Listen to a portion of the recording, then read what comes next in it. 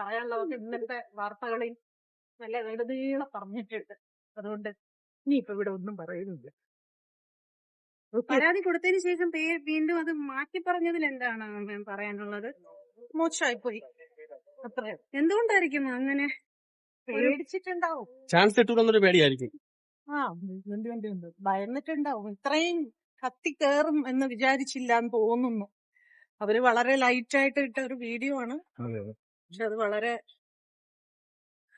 ഇത്രയും വലിയൊരു ഇഷ്യൂ ആകുമെന്ന് അവർ വിചാരിച്ചില്ല.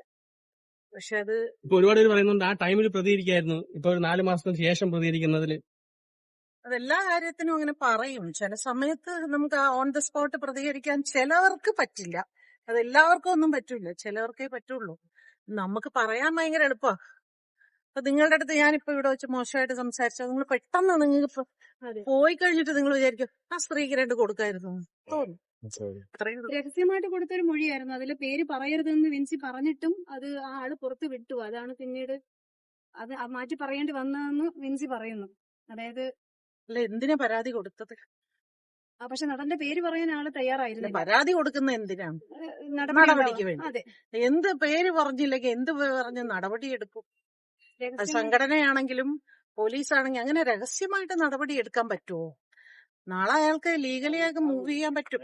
രഹസ്യമായിട്ടൊക്കെ അങ്ങനെ നടപടി എടുത്താൽ അയാൾക്ക് ലീഗലി കോടതി പോകാൻ പറ്റും. എന്തടിസ്ഥാനത്തിലാണ്, ആരാണ് എനിക്കെതിരെ പരാതി തന്നത് എന്ന് ചോദിച്ചാൽ അസോസിയേഷൻ പറഞ്ഞല്ലേ പറ്റൂ. വാസ്തവത്തിൽ പ്രൊഡ്യൂസേഴ്സ് അസോസിയേഷൻ അവരെ ഹെൽപ്പ് ചെയ്യായിരുന്നു.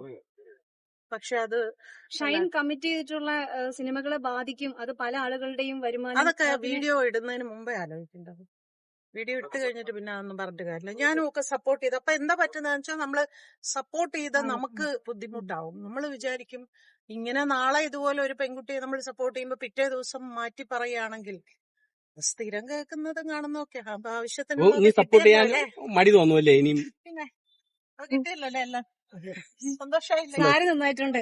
നല്ല താങ്ക് യു. നേരത്തെ ആൻസർ കിട്ടിയില്ല. സൗന്ദര്യത്തിന്റെ രഹസ്യം അതൊരു ആക്കലാണെന്ന്. പക്ഷെ മുടിയുടെ രഹസ്യം പറയാം. കാണാൻ തുടങ്ങിയ നാള് മുതൽ ഇത്രയും നല്ല കറുത്ത് നീണ്ട മുടിയാണ്. അതെങ്ങനെയാണ്? നമുക്കൊന്ന് കെയർ ചെയ്യാൻ പറ്റാറില്ല. അതാ ചോദിക്കുന്നത്. ഓരോരുത്തരുടെ എനിക്ക് തോന്നുന്നു ജന്മനാ കിട്ടിയതാ പാരമ്പര്യം.